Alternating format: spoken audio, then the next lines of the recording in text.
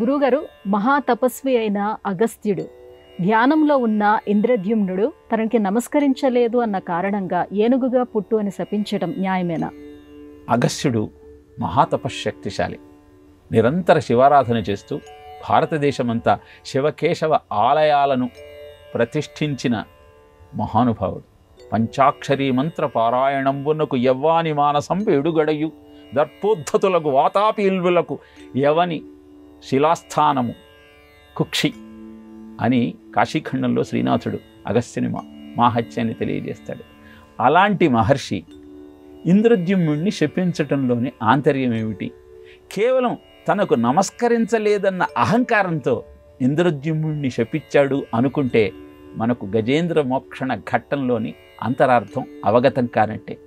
ఇంద్రద్యుమ్నుడు పరమాత్మ సాయుధ్యాన్ని పొందాలన్న ఆలోచనతో కఠోరమైన తపస్సు చేస్తూ ఉంటాడు ఆ మందరగిరి మీద కొన్ని సంవత్సరాల బట్టి. ఎంతో కాలము తపస్సు చేస్తే కానీ, ఎన్నో వేల సంవత్సరాలు తన సాధన కొనసాగిస్తే కానీ ఇంద్రద్యుమ్నుడికి ముక్తి లభించదు. మరి ప్రారబ్ధాన్నంతా తొందరగా అనుభవించాలి అంటే గజ జన్మలో ఆ ప్రారబ్ధాన్ని అనుభవించి 1000 సంవత్సరములు ముసలి నోటికి చిక్కి బాధ అనుభవించిన తరువాత తొందరగా ముక్తి లభిస్తుంది. దానికి ఒక మిష కావాలి. అందుకే తనకు నమస్కరించలేదన్న ఆలోచనతో ఆయనను శపించాడు అని మనకు తెలియజేస్తారు.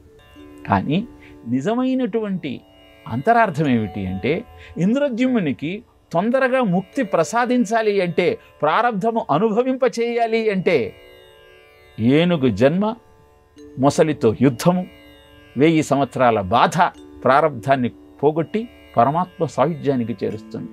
భగవాన్ రమణులు కూడా తన తల్లి అవసాన దశలో ఆమె హృదయం మీద శిరస్సు మీద 2 చేతులు ఉంచి కొన్ని గంటల పాటు ఉన్నారు. ఎందుకు ఇలా ఉన్నారు అని ప్రశ్నిస్తే, నా తల్లి అనుభవించాల్సిన ప్రారబ్ధాన్నంతా గ్రహించి నశింపజేసి ఆమెకు ముక్తిని ప్రసాదించాను అని చెప్పారు. ఇలా మహానుభావుల ఆలోచన ఎంతసేపు పామరులను పరమాత్మ సాయుధ్యానికి చేర్చటమే, దానికోసం తమ తపశ్శక్తిని ఉపయోగించటమే. నిజానికి కోపానికి అతీతులై ప్రజాబాహుళ్యం యొక్క మేలే ప్రయోజనంగా జీవించేటువంటి మహానుభావులే ఋషి సత్తములంతా. ఋషిపీఠమైన భారతదేశంలో త్యాగే నైకే అమృతత్వ మానసుహో అన్న ఉపనిషత్ వాక్యాన్ని జీర్ణించుకొని ఆచరిస్తూ అందరికీ మార్గదర్శకంగా తమ తపశ్శక్తిని ఉపయోగించి అనేకమైనటువంటి స్తోత్రాలను, దేవతారాధన విధానాలను అందించిన మహానుభావులు ఋషి సత్తములు. వారికి రాగద్వేషాలు ఎందుకుంటాయి? కోపం ఎందుకుంటుంది? సత్యాన్ని గుర్తించి ప్రయత్నం చేద్దాం. అద్భుతమైన జీవనాన్ని ముందుకు కొనసాగించే సాధనా క్రమానికి శ్రీకారం చుడదాం.